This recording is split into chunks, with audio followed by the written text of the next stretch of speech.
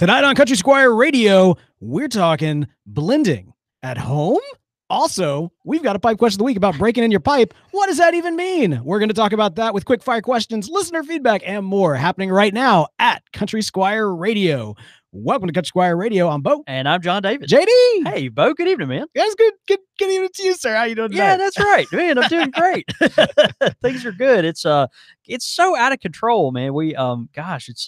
It's been really something the past several days. Yeah. Just trying to get ready for our grand reopening event at the shop, and so that's been really exciting. But yeah, man, things are moving. Yeah, about to debut a couple of new tobaccos this week, which we're fired up about. And so more details on that in the very near future. But yeah, things are going good, man. It's getting into the fall. You know, I think the high in Jackson today is supposed to be like 81. It's no. It's good stuff. You can't just skip over this. You just said you were about to debut some new blends. Well, you know, it's one of those things where I'm proud of it, but it's also like, well, you don't want to let the cat out of the bag. No, I get the jitters every time we do this, right? I should be good enough at this by this point to, feel comfortable enough, putting our stuff out there. Oh, these are our tobacco blends that we're come out with. What do y'all think?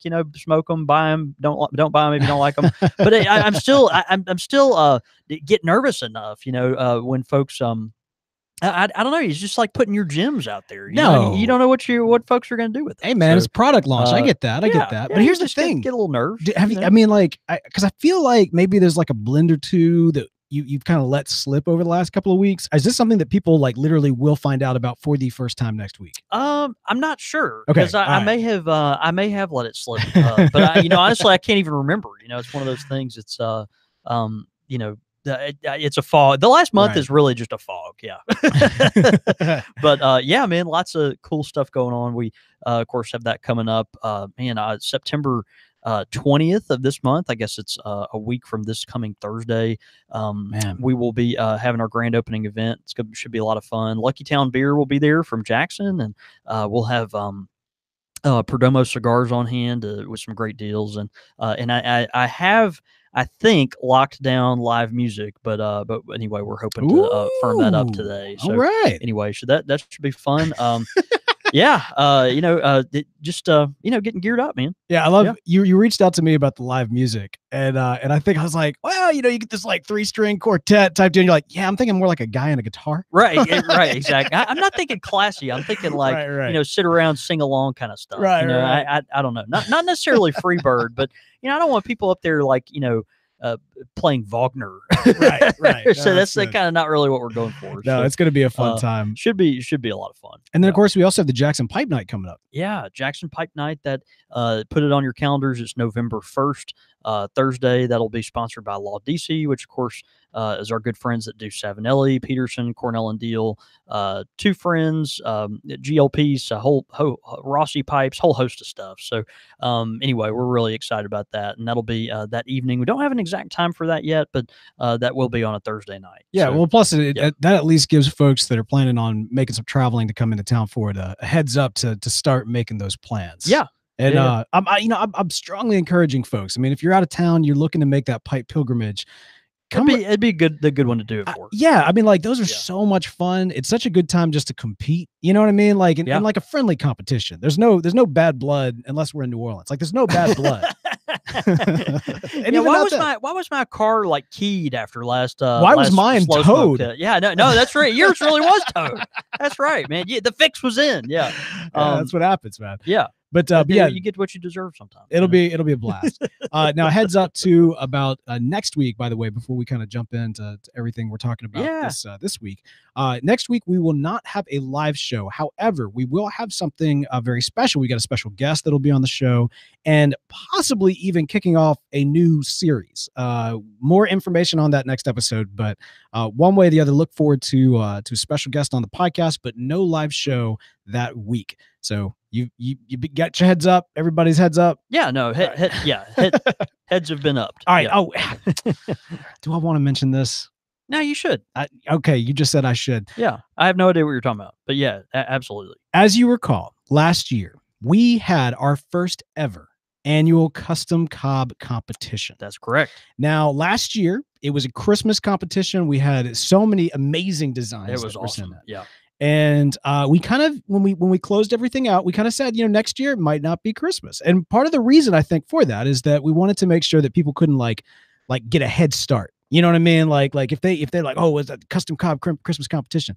Well, this year we are glad to finally announce, yes, the custom cob competition is back. It's on, but it will not be Christmas. It will, in fact, be Thanksgiving. Dun, dun, dun. So here's the deal. Same rules as last year. The theme of the custom cobs themselves need to be Thanksgiving inspired in some form or fashion. So let your imagination run wild. What you saw last year, a lot of fun. Yeah. What you saw last year in terms of the media, what did we see? We saw props that were put on attached to the cobs. We saw clay was actually used on one particular cob. Of course, we saw some amazing paintings, all kinds of additions, custom caps, for different, even people had packed them in different kind of boxes, unique boxes as well. And stuff. Absolutely. So, all and that is stem work, lots of custom stem work. Stem work put the winner over the edge on last year. So anyway, that's true. All that to say, lots of fair game. You can do pretty much whatever you want to do. The only rule is that it has to be smokable. Like it still has to be a smokable pipe. Yeah. So from that standpoint, as long as that is the case, go crazy, have some fun with it. And basically all the exact same rules and everything else from last year. We will be auctioning those off after the competition. The proceeds will go to charity. So all the rules and regulations are the same as last year. And I'm going to say that as a kind of a placeholder until I get a chance to actually post them, which is probably going to be like 2 weeks if we're being honest. No. Anybody that wants to compete, have fun with it. Cannot wait to see the designs y'all come up with. More information as we get closer, but go out there, get your pens and pencils and paints and everything. Yeah, start designing your custom cob. It's gonna be fun, man. I'm thankful that we were finally able to announce that. See what you did there. Yeah, I'll be interested to see. There's lots of different take. Thanksgiving, you're like, well, that's there's some stuff there, but it's it'll be kind of a challenge, right? There's I don't know. It's just a different. There's different ways you could take it. Yeah, it is. There's different ways in you all could kinds take of different directions. Yeah. I mean, we could have some blaspheming pilgrims. You never know what lots of pilgrims could be blasphemous. Yeah, actually, that maybe that's a hint at what a good entry would be. Or sweet potatoes. Or maybe do a sweet potatoes with a little marshmallow top. Marshmallow top or something. That'd be amazing. Yeah. All right. Well, there's all that. That's all the information you need to know. We're looking forward to it. Man, I'm looking forward to this episode tonight. Because tonight we've actually got a very fun topic and something that I think has been requested several times by folks that have heard your voice. They have heard your talent on display as a tobacconist, as someone who has created so many different custom blends that many of us enjoy. And we've talked on the show about customers who have come into the Country Squire and sat down at the tobacco bar and said a little bit of this, a little bit of that. They've kind of tried their hand at blending. Yeah. But there's still several folks that may not have access to a local tobacconist. They may not have access to come, sit at the bar and learn under the tutelage of a master.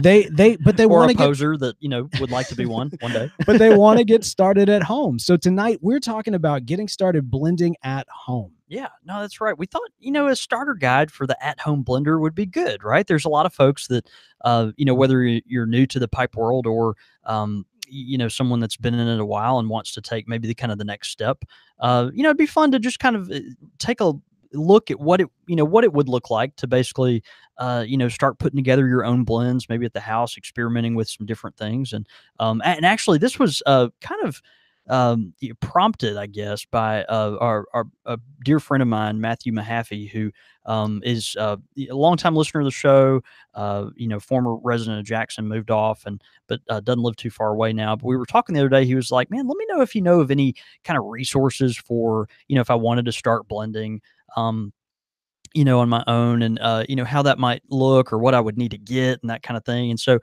finally I was just like, man, we've talked about this before, and the people's interest in this. We have done a whole episode before on flavoring tobacco and doing flavorings at home and things of that nature.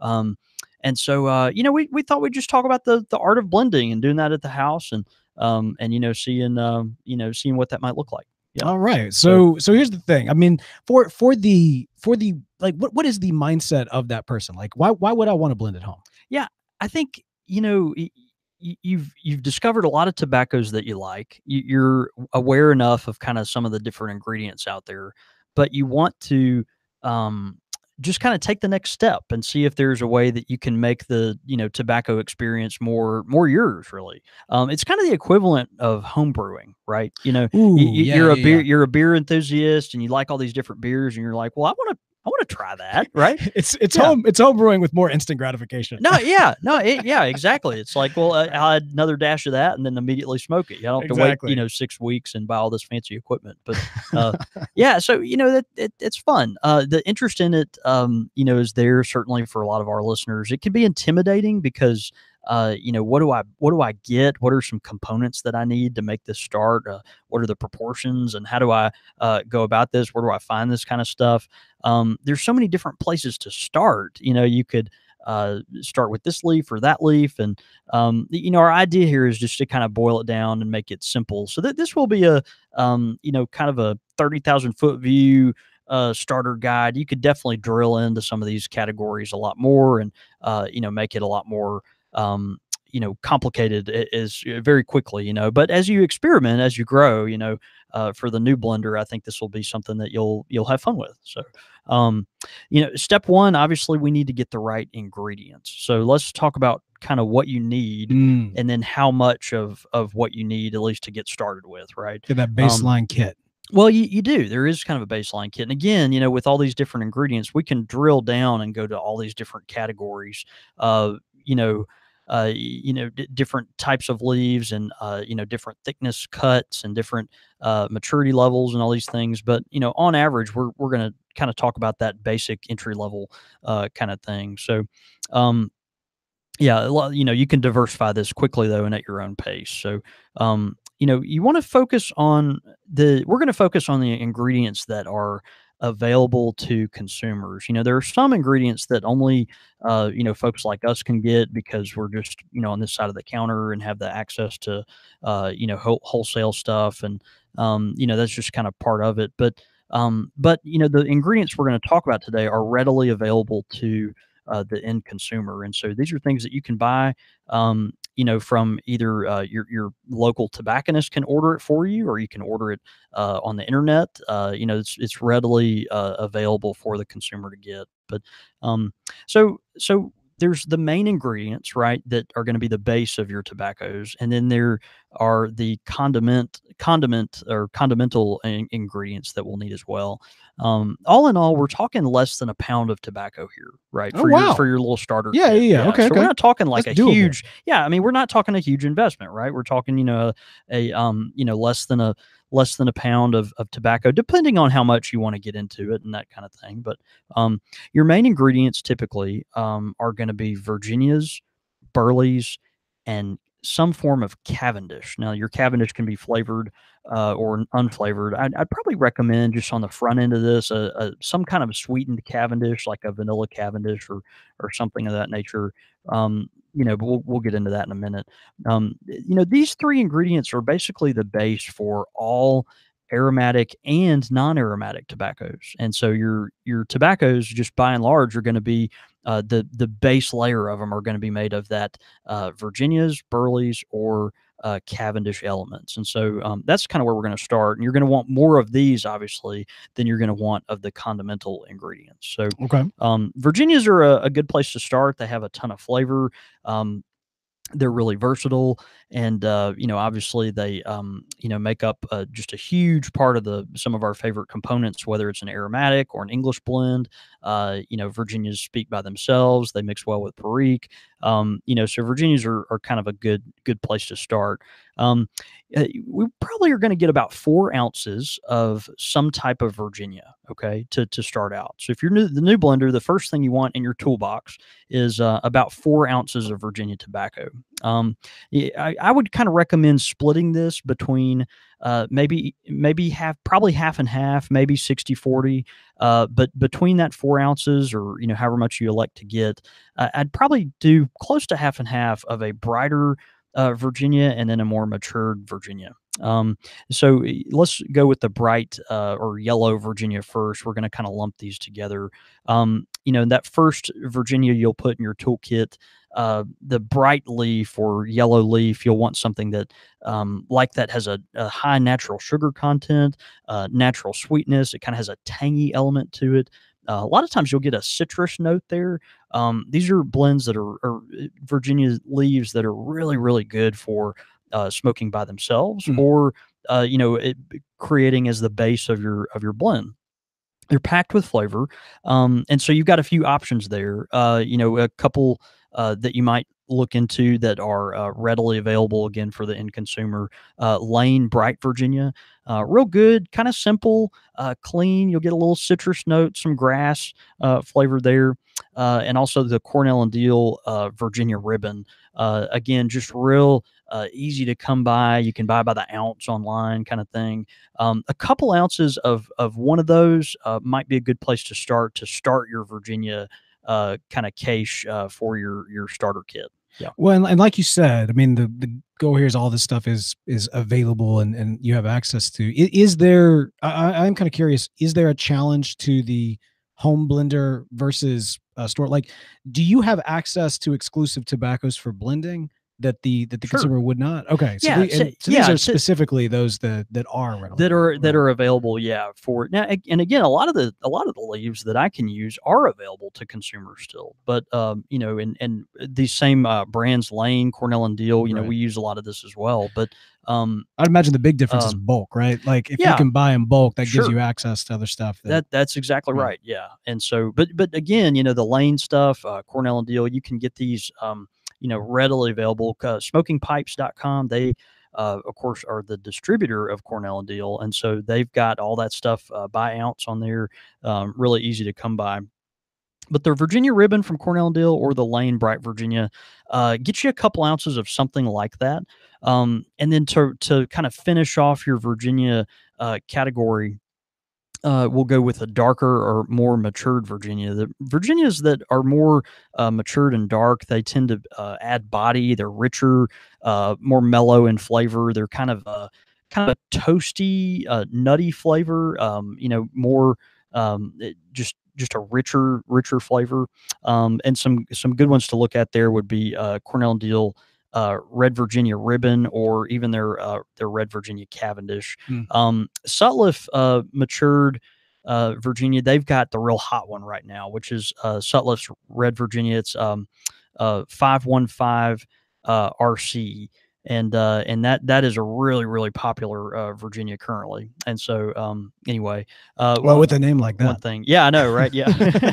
Well, a lot of folks took this particular blend to basically replace 5100. Now it's not an exact replacement. There's a lot of differences there, but the 515 Red Virginia from Sutliff, it's a good Red Virginia. It's a good Virginia to start with. So get you a couple ounces of something like that, pair it up with a couple ounces of something bright or yellow that's got more of that natural sugar in it. It's got a little more citrus, grassy flavor, and then you've got your Virginia components covered. So next, we'll want to move on to some burleys. A lot of folks, they're like, "Oh, burley, I don't really want to mess with that." You got to have some burley. You got to have some. You got to have some burley. That's part of the process. And again, it's really the blender's favorite best friend. It's kind of like we talk about lurking in a lot of different places. Yeah, you hated burley until you started blending at home, and now it's like, okay, man, you got to have the burley. Yeah.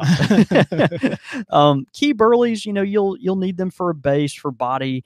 They add more strength. They have a little more nicotine, so they're really soft. They tend to burn cool. Good thing to get. So you probably want 2 or 3 ounces of burley. You could even do 4 ounces depending on what types of blends you wind up wanting to make. But a safe place would say, let's do 3 ounces of burley. So a few options. You've got light burleys and dark burleys. Basically less and more strength, more bright and more mellow flavors, more light and more toasty flavors is kind of the category there. Some options there would be Lane's white burley or Cornell and Deal's dark burley. So the dark burley, again, it's going to be richer, more toasty. The white burley, it'll have that kind of a just a hay-like flavor to it. Again, burley is not super flavorful in itself, but you're adding a lot of body there. The white burley will be a little not quite as strong as the darker burley, which I think can be a good thing to blend with. So if you're going to pick between the two, I'd probably start with the white burley to help you out. So far in our toolkit, we've got about 4 ounces of Virginia, half and half with yellow and red. We've got 2 or 3 ounces of burley, and then we're going to do 1 or 2 ounces of Cavendish. And I would start really simple here. I mean, frankly, I would get something like like a Lane BCA, something that's very approachable. It's sweetened. It's got its own topping on there. You could go sweeter if you wanted to. You could go with the Lane vanilla black Cavendish, or you could go unsweetened, like Cornell and Deal's unsweetened black Cavendish, which they just call black Cavendish. Sutliff makes a black Cavendish that's unflavored, although some of their bulk blends like that are a little harder to get your hands on. But anyway, think about those. You'll want a couple ounces of the Cavendish to kind of play with.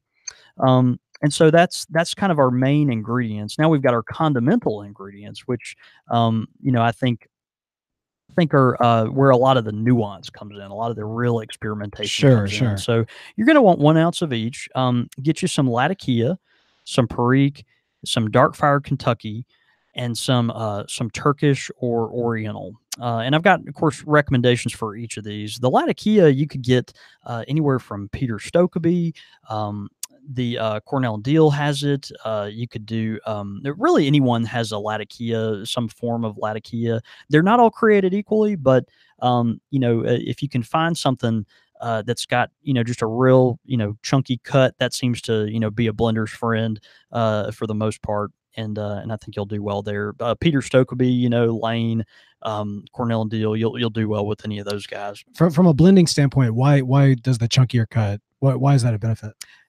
For me, those leaves tend to taste a little better, and they also tend to burn a little more evenly. I always think of English blends as being kind of a more of a choppy, chunky blend. That's not always the case. You've got a lot of ribbon cut, blends that are English, but I don't know. I tend to favor the more chunky Latakia cut historically. I think they age better. They tend to stay fresher longer, okay. All that kind of stuff. So Perique, there's a bunch of different Periques on the market. They're not created equally. You want to look for St. James Perique. And you've got long cut Perique and then granulated Perique, and that's just kind of a personal preference. If you can, I'd probably recommend you get the granulated Perique because it's a little more easy to blend with. It's not as stringy and doesn't get as kind of jumbled. So that might be something. Dark Fire Kentucky, Cornell and Deal, again, a good place to get that. And then Cornell and Deal also has their Turkish Izmir, which is just a real clean, cedary Oriental tobacco that you can get from them. So 1 ounce each of the Latakia, Perique, Dark Fire Kentucky, and the Izmir. Yeah. So when you mentioned kind of the differentiation between these two groups, you have kind of your base tobaccos and you got your seasoning tobaccos. So I mean, I would imagine from that standpoint, you want to, as you would with any kind of food, you've got the baseline food, which is like the thing. Yeah. And then the seasoning, which is much more like a teaspoon of this, a tablespoon of that. Yeah. Yeah. That's right. And so the portions kind of come out similarly. Do you use a literal teaspoon of, of like say Perique to put in there? And that's what's fun. Part of this, you really have to dive in as far as this goes. Like just start making up stuff, smoke each ingredient individually. But when you do start blending this stuff, you can do this a couple different ways. What a lot of folks are going to do is they'll go buy them a kitchen scale that maybe they can weigh by the gram. And so you'll be doing, a couple grams of this or gram of that type of thing. What some folks do, and this is a really old school method, but it works great. Get you a shot glass, and that shot glass is basically going to be like your measuring cup. And so instead of doing it by weight, you can do it by parts. And so, you'll do like 1 part this, 2 parts that, half part this. you know, and then so you're doing it more by volume, but as long as you keep up with the proportions of it all, you know, it works out similarly. The weights obviously aren't going to be the same because tobaccos have different types of moistures and all that, but get you, you know, just a real simple, kind of easy way to do it. It's kind of fun. Get you a little shot glass, fill it up with the different tobaccos, keep a record of you know, which one. It won't translate perfectly, obviously, into weight because the moisture content is different with each different tobacco. But it'll help you. It's a way you can kind of keep up with, you know, doing a little bit of this, a little bit of that, and it's a good way to do it. Sounds like journaling is also pretty key as well. Yeah, like, that's right. I'm even you're thinking, you're gonna want to keep notes. Yeah, like even like, you know, you mentioned like sampling each individually, like smoking each little bit individually. Yeah. You know, because what your flavor profile is, it might be very different from what the flavor profile for, you know, a John David Cole, for example. Yeah, no, And that's so right. if you taste, like, if this makes you think of this flavor or something like that, you might want to like figure out what that is for you personally, and then have kind of an individualized, this is my Perique page, this is my Virginia page, you know, whatever it may be. No, I think that's wise. Yeah. And start taking notes of how they pair with different things. Right. But yeah, you know, with those tobaccos, and really, again, that's all, you know, the tobacco you really need. We talked about, you know, less than a pound there, from the rundown we gave you. But again, like we mentioned, smoke each ingredient by itself. You know, with your condimental tobaccos, particularly Perique and the Latakia, you may not want to smoke an entire bowl in one sitting. Now you may want to smoke several quarter bowls, you know, but you probably, you know, that's a lot of Latakia to get through in one sitting, you know, so you may want to kind of ease it up on that. Izmir's a little more forgiving. Some people love dark fired Kentucky by itself. I think those folks are crazy, but it is good, right? It just kind of makes your heart, you know, have arrhythmia. It's just so strong. But you know, Perique and Latakia, again, we have some folks that smoke Perique. Our friend Justin in Pennsylvania, he likes Perique by itself. It's one of those things that you can try. But you know, smoke some of those in various quantities. Start getting familiar with how each ingredient leaf tastes on its own. And then that's where you start kind of playing with it, right? And you know, once you're familiar, okay, well, this kind of tastes this way. This has these elements. This burns quick. This burns slow. You're getting familiar with those things. Now you're going to start combining them together. You know, I wouldn't start by doing any more than 10% of a condimental leaf. So maybe take one of your favorite Virginias that you've bought, or one of your favorite Burleys that you've bought. Maybe try to mix those together, or if you just like one of the Virginias in particular, you know, take that one straight and then put, you know, maybe 10% of that by volume or weight. You could do, you know, with Perique or with Latakia, or maybe 10% of Latakia and 5% of Perique or something like that. And you start kind of building it up. Introduce one ingredient at a time, see where that kind of takes you. And I think as you go, you'll start to develop, you know, some opinions of the stuff really, really fast. It's actually a lot of fun. Yeah, that's good. I mean, you know, you mentioned that the measurements that you take are not going to be, yeah, it's not going to be scientific. Right. Like, yeah, I mean, it can be if you do it by weight. But again, if you're if you're doing it by volume, you know, a pinch of this, a pinch of that, or if you know, like we talked about, like a shot glass, and so you're filling it up, you know, one part this, one part that. You know, it's not going to be scientific, but it'll be workable for you, and that's what you want. Is as long as it's something you can replicate. That's the main thing. See, as long as it's something you can replicate. I would even that's go. The key. I would even go a step further, as you know, since we, you know, obviously Country Squire Radio, it's a show, but it's also kind of a community, right? We've got the Facebook page, we've got the club. There's a lot of ways where folks are engaging with each other, Twitter. And so, you know, not only I would recommend for listeners that are looking at getting into blending at home, don't just write down what you can replicate. Write it down in such a way that others can replicate as well. Because I would love to see our listeners kind of trading recipes back and forth. Well, yeah, and maybe they make some of their own. Gosh, I mean, maybe that evolve. You know, just shooting from the hip here, totally unscripted. I mean, maybe that becomes a Country Squire Radio blend that's kind of, you know, listener driven. I mean, I don't know. I mean, that could be a lot of fun. That could be amazing. I mean, we talked about it before, like that. But the trick though is, you know, like. What was the thing back in like biblical days? They did a cubit, which was like the length of your arm or something like that. And then, you know, I remember learning about that in Sunday school. and thinking, as a short guy, I'm like, well, everybody's arms aren't as long. Like, exactly, right? Yeah. If I had made that arc, we wouldn't have been able to get 2x2. It would have been like a dinghy. Yeah. But that's the thing, right? So having something of a kind of standard, something you can replicate, something that anybody can replicate. Yeah, no, that's right. That's right. Because not everybody's going to have like a little weighted, scale. And again, you're doing this for fun, right? This is a fun thing. Yeah, absolutely. We're trying to all this pipe smoking stuff and the blending, starting out. What I like to really do is boil this kind of stuff down so that it's approachable for people and they don't get overwhelmed up front with the details of it. We talked recently about lighting your pipe with different kind of things, and if the matches are going to keep you from lighting your pipe, get you a big lighter. Just do it. Make it work. And again, this is for fun. And so if all you've got accessible to you is maybe a Virginia and a Burley and some Latakia, man, throw that stuff together, see what happens. But these are just maybe some ideas to start out with. So, again, start with your base ingredients, start adding from there. A typical English blend will be Virginia heavy with very, very noticeable Latakia. There's a lot of Burley lurking there. Some blends, historically will add Perique as well, which makes a really kind of a nice spicy blend. So start there, messing with your different proportions. One thing a lot of people ignore is you have the opportunity also to modify your already favorite blends. This is what's fun is you've got blends that you already know and love.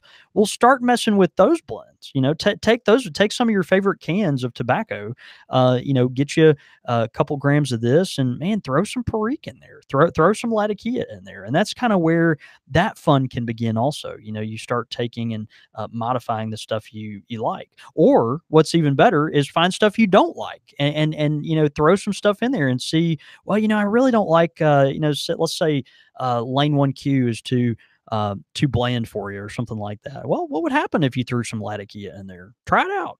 Why not? Hey, why not? Just a dash. It really can, I think, go a long way. And the whole process is a lot of fun. Once you get to the point where you start experimenting, find some pipes that you can keep really clean. Use slow lighting processes. Try to keep the temperature down so you can really taste the flavors. Don't overdo it. If you have to take smoke a couple bowls and then take a break and before you can do it again the next day, that's good. But I think on average you'll have just a whole lot of fun. So that's good. Blending at home. Hey man, and I love how you include like have fun as like that should be a step. It reminds me of one of my go-to gumbo recipes, the one I've been tweaking for over a decade at this point, came from a friend, and it was his mom's recipe. And in the recipe, when she listed out the ingredients, one of the ingredients for this gumbo was a bottle of wine. Yeah. And the first step was pour yourself a glass of wine. And then it was like, all right, drink the wine. And throughout the steps, you only ever use the bottle of wine to drink from. To drink for yourself. It's just that's good. It's a ritual. That's part of the process. Exactly. Right? Yeah. Exactly. So have fun, and we'd love to see some of your creations. But as you mentioned, while you're smoking them, you got to make sure that you're getting all the flavors in, figuring out the best way to sample these different tobaccos. You pull out your high end Briar pipe that you exclusively only smoke Virginias in, and then you got to kind of run it through the gambit with all these different flavors. That's right. That's gonna drive people crazy and drive your pipe crazy if the pipe was a personification of craziness at that moment. You don't want that. What you want is a great pipe that is built specifically for sampling all of these different tobaccos and enjoying them at their truest flavor. And of course, I'm talking about the great pipes available from our good friends at Missouri Meerschaum. Yeah, man. Gosh, we love Missouri Meerschaum for tasting new tobaccos and trying your own creations. And we, it's one of those things like the Hair Club for Men. I'm not just the president; I'm also a client. I'm not just a thankful spokesman for Missouri Meerschaum, but I'm also a user, right? And so, when you're trying new blends, a corncob pipe is going to give you a particularly clean, smoke, and you really will get true flavors without the leftover ghosting that your briars might get through building cake and things of that nature. And so, gosh, we love Missouri Meerschaum pipes. They have just such a great variety. They all are at a good value. Today we're talking about the Great Dane spool corncob pipe. The Great Dane, it's funny, I mentioned, when you're looking at this pipe, it kind of, if you look at it from the right angle, it kind of looks like a peanut. I can see that. It kind of looks like a peanut. It's a spool. It's a spool. Well, sometimes it looks like a nut. Sometimes it doesn't. You're nuts. That's a song. But yeah. Anyway, but mounds aren't. Whatever. Yeah. But man, yeah, the Great Dane, it's a generous sized bowl. This is a pipe that it's chunky. Its curvature really yields itself nicely to your hand, and it comes in a straight and a bent variety with a really nice high quality plastic stem. From Missouri Meerschaum, they say the Great Dane spool corncob pipe is a nod to old world craftsmen. And the styling of Danish pipes from the 1980s. Designed to fit comfortably in the hand for both right and left-handed smokers, the trusty and familiar spool is a longtime mainstay in our line of larger filtered pipes. This pipe accommodates a 6mm filter and has a genuine hardwood insert in the bottom of the bowl. It's available as a straight or a bent and is included in our family of 2-pipe gift sets. So just a great option, if you want something, again, you find that tobacco that you really are starting to enjoy, that you created yourself right there on your front porch or in your kitchen, and you're like, man, I want to give this a go. I want to smoke a big bowl of it and see what I've got this, see what it's made of. The Great Dane spool corncob pipe from Missouri Meerschaum is a great fit for you. And then you can frame it. That's what you could do. No, you can. Like this was the pipe that I smoked my greatest creation. Right. The other white rose, whatever it may be. No, that's it. That's it. And you may throw the tobacco away, but you definitely won't throw the pipe away. That's exactly right. So be sure to check them out. If you've got a pipe, specifically, if you've got a Great Dane spool from Missouri Meerschaum, be sure to smoke it this week. Take a picture of yourself while you're doing it. We love to tweet those out. Let's the good folks at Missouri Meerschaum know that you appreciate them for sponsoring this show. All right, man, we have got a pipe question of the week coming in from listener Patterson. Patterson writes in, he says, what does it mean to break in a pipe? I've seen people talk about this on forums and have no clue what that actually means.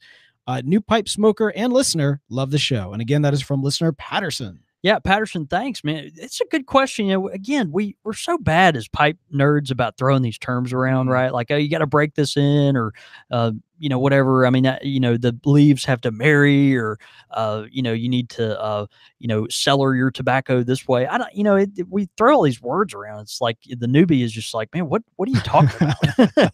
And of course, breaking your pipe in. Yeah, break it. We break. Yeah, you break it over your knee, and you move on, and you go buy you a Missouri Meerschaum. That's right. Breaking your pipe in. I always tell new pipe smokers, your pipe, you kind of have to treat like a cast iron skillet. So, and I use this, analogy pretty often. With cast iron skillets, you have to season them correctly before they really start to cook well, and the flavors start to come out and be more residual. And they get more consistent in their ability to cook evenly and that kind of thing. Your pipe is really, really similar. You got to remember, you're taking a piece of wood and you're setting it on fire with a plant inside of it. This is something that you're doing when you like you normally do anyway. Yeah, because that's something people do. Just so normal. So the art of breaking in a pipe, the point of that is to protect the pipe, but also to make it so that it's going to smoke for the long term. It'll smoke cooler and more flavorful, and that's the idea. So when you break your pipe in, typically what people do is they'll fill it up halfway, and they'll smoke it all the way to the bottom for 4 to 6, 7, 8 times. This is something where you're just basically filling it with half bowls, and you're smoking it all the way to the bottom for that many times. The idea here, to be honest with you, is just to build up that base layer of carbon. You're trying to build up a small carbon layer on the bottom of that chamber. It's going to start protecting the briar, and also because of that, your tobaccos are going to taste less of the briar and more of tobacco itself, which is really nice. So once that cake starts to build up a little bit, your pipe will be more durable. It can take bowls longer and it'll start to smoke sweeter and more like the flavors that you tend to like and you tend to pull for, which is a lot of fun. So one thing I'll mention, for the new pipe smoker, if you think you're going to only smoke your pipe, once a week or something like that, don't worry with the whole real sophisticated break-in techniques and all this kind of stuff. Like, I mean, just smoke your pipe, load your pipe up and just smoke it. But where the real break-in period comes in is very, very important and very much of a necessity is when you're really putting a lot of miles on a pipe. So if you're a regular pipe smoker and you're putting a whole lot of miles on one particular pipe, you're going to want to take the time to break it in, because that pipe, even if it's a Dunhill that's got 20-year-old briar in it and it's been oil cured and all this other stuff, like it's still a piece of wood, right? And we want to do everything we can to protect it. We've got people, they smoke their one pipe 3 times a day. They use a torch lighter and then they bring the pipe in and are like, well, why did it burn out? Well, because you're abusing it. With the pipe, even one of the best pipes in the world, you still need to take the time to break it in if you're going to smoke it all the time.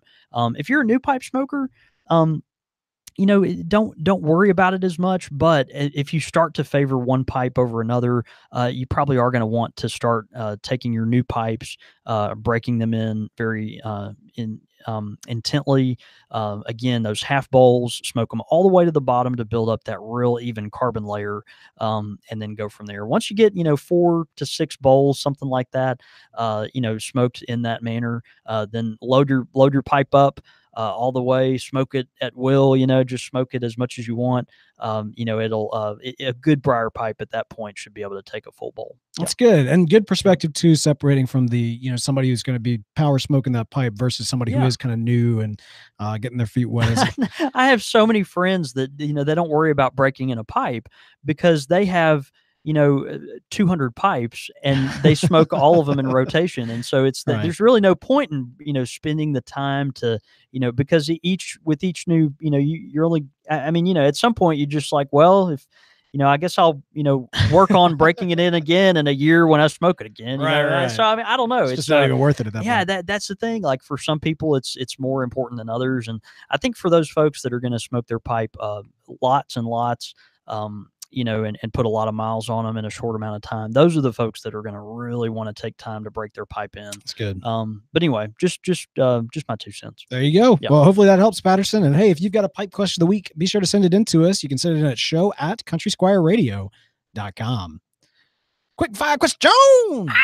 All right, man. Quickfire questions, of course, brought to us by our good friends at the Tin Society. More on them in just a moment. All right, these are actually written in by a good friend, listener of the show, Gene Barker.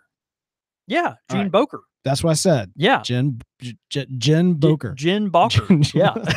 Poor Gene. He's so gracious. All right. Are you ready? Yep. Bring it. All right, here we go. In-N-Out or Whataburger? Okay. We don't have In-N-Out in the South. This is a East Coast thing, right? In-N-Out is a West Coast thing. Yeah. In-N-Out's West Coast. I've had both. I like Whataburger better.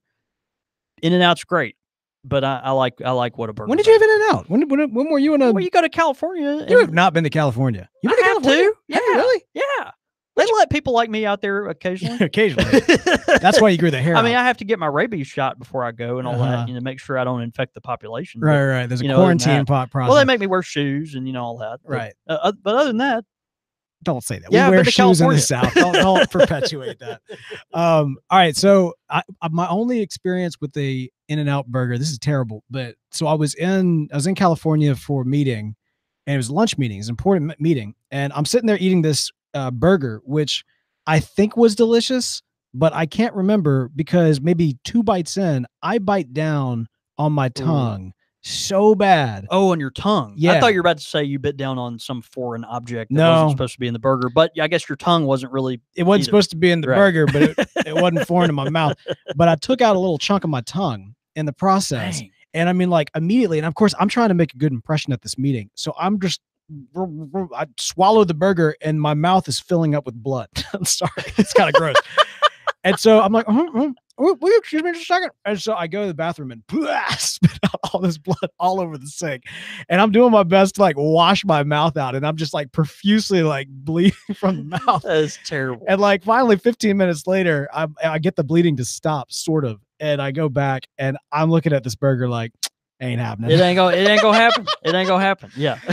So having never had a Whataburger, that's terrible. I'm choosing Whataburger. Okay, no, that's good. That's good. Through no fault of In-N-Out's In-N-Out's own. Oh, that's fair. Yeah, there people. As you told that story, I heard people vomiting all over the country. I'm sorry about that. It was great. Yeah. Steak or prime rib? I'll go with steak. Yeah, steak. Definitely steak. Prime rib's good. Yeah, I like prime rib. Yeah, yeah, definitely steak. Like, why would you refuse a steak? If steak is an option, there's no option. Yeah, I'm standing by that. Yeah. Salt or pepper? Pepper. In most situations. Really? But I like salt a lot. Yeah. So this is not like a love hate. I really love salt. But you're talking about seasoning. You're not talking about cooking. Are you talking about because I guess both, right? I mean, is it possible to cook without salt? Like, yeah. Interesting. Yeah. But I don't know. Pepper, yeah, I like pepper. Now, when I'm talking salt, I'm talking like kosher sea salt. Yeah, good stuff. You know, the sprinkly kind. Where that kind of thing. Can you do that again? Just get the camera to go around and everything. Everybody's seen the dude with the sprinkling and everything. Interesting. Fantastic. Yeah, I'm gonna go with pepper. But I love salt. That's the thing. But there again, my wife hates salt. She's always looking for a reason to, not put salt on something. Oh, man. And I always have to go get the salt shaker and add it. That's the kind of stuff you hide until you're married, right? Yeah, there. no, I mean, I knew what I was getting into, but she bit off more than she could chew too. So. It's difficult. It's difficult because I mean, like salt and pepper, they go hand in hand. Like if you go over too much on one, you got the other to balance it out. And yeah, I'm gonna have to go salt. Okay, I'm gonna have to go salt, but like, that is a tough one. That is a tough one. That's fair. All right, good quick fire questions. Yeah, thanks, Gene. Those are great. Of course, quick fire questions are brought to us by the good folks at the Tin Society. Now, the Tin Society is an awesome service that is available to you. That's right. Yes, you. The Tin Society has you hooked up every single month with a package arriving at your door with various tobacco blends for you to try. A lot of what we were talking about tonight was, expanding kind of our preparing to dive into your blending journey. Yeah. And part of that is expanding your palate. And there is, I will say, no better way to expand your palate on a regular basis than by signing up for the Tin Society and getting those curated pipe tobaccos delivered to your door every single month. Yeah. I love the experience. You open your door, there's this beautiful package. And of course, the presentation is beautiful. It's what you'd expect from the guys at the Tin Society. Open it up and you're exposed to this beautiful array of different tobaccos. It's a great way to start, honing in your palate, seeing, I like this, I don't like this. You'll have the chance to smoke several bowls of some of the world's best-selling tobaccos, popular tobaccos, and also obscure stuff that the folks at the Tin Society have worked really hard to go out and identify. These are things that may not be making headlines, but the folks there at the Tin Society are always looking out for that next thing that they think are going to make a good expansion to your palate, to your cellar, and so it's just a really good opportunity. Go to tinsociety.com. You can sign up for their service there. Use the code Squire when you do, and you'll get 20% off your first month's service. All right, man. We got some great listener feedback in today. A bunch of it. First one's coming in. Some of that's for next episode, but the one the stuff in blue is for this episode. Man, we got as always, we were talking about before the show. Whenever Doug, I see Doug's comments coming through. Doug Owen. Yeah. I don't even like you don't have to vet them for the show. show. You don't have to vet them. Just throw them out there. What did Doug have to say? He says, "Hi guys, great information on lighting the pipe. It's truly amazing to me after all these years of teaching newbies how to properly light a pipe that just a few minutes of our time at the pipe shop, people teaching the proper method makes a world of difference as to whether the new pipe smoker has a good or bad experience. Back in the 1960s, when I first picked up a pipe at our local cigar store in Portland, all of the guys behind the counter were cigar smokers, so I was given no guidance. Ended up buying a gigantic black Sandblast Second and a highly aromatic pipe tobacco. As I recall, it was either Sail Red or Amphora Green. and proceeded to fry my tongue to the color of rare steak. I finally got some great advice at the legendary Arthur Leonard's pipe shop as to how to pick out the pipe, properly light it with quality tobacco, and advice on the proper break-in procedure. There's some great horror stories out there on break-in procedures. One of my favorites is a customer of mine back in the 70s at the Tinderbox who broke in his pipe by filling them, lighting the bowl, and then holding the pipe out the car window as he drove down the road at 60 miles an hour. Don't do that. Yeah. He seemed surprised that more often than not, that break-in procedure was a bit hard on the briar. That is out of control. Anyway, thanks again for the advice for newcomers to the hobby. As in all things worthwhile, there's a bit of a learning curve, and once one masters it, a smooth, sweet smoke is the likely result. Keep puffing, Doug. And gosh, we love Doug. Great friend from up there in the Pacific Northwest, and so much knowledge to pull from. Oh, absolutely, yep. Absolutely. Our next question comes in from Miss Tao or Miss Teo. I think I've butchered that a couple of times. It's probably Miss Tao. Yeah. What did Miss Tao have to say? Just started listening to your podcast. Enjoyed 5 of them on my drive back from Springfield, Missouri from Leavenworth. I've entered a pipe carving contest at our local pipe cigar guy stuff in general shop, just for him, which is a well-known pipe shop in Missouri. Not sure if I should go creative or traditional. New to pipes and carving, they started us with a pre-drilled briar block and plastic tip. Any advice would be awesome. Plus, if you have a podcast on this, the number of said podcasts would be much appreciated. Thanks, right. Ms. Tao. So basically, they've got a pipe carving contest there. What are some things that you can do? Have we done one on carving your own pipe before? Yes, we did. If we have, it's been quite a while. Yeah, so it was actually Pipe Smoking 101, Carve Your Own Pipe. And if it helps, I'm not sure which number that was, but I do know that was April 5th, 2016 that episode aired. April 5th of 2016 was the date that episode aired. Hopefully, Ms. Tao, that's going to help out. Yeah. But yeah, I say go big or go home, right? Like go creative, go all out. I think a lot of folks are going to do, my sense would be that a lot of folks are going to try to go the simplistic route. And so, do something crazy. It's a competition. I mean, I hear you with like your first pipe, go simple and everything else. But, it kind of reminds me of like a box derby. When you're like in Boy Scouts. Yeah. Did you ever do that? I didn't, but I know what you're talking about. Because you get like a block of wood and they're like, go make this into a car. Right. And here's some weights and here's some wheels. And then you have some folks that go very aerodynamic and you have some folks that go very creative. And then you have some folks like me at the time, which was like, well, here's the block, here's the wheels.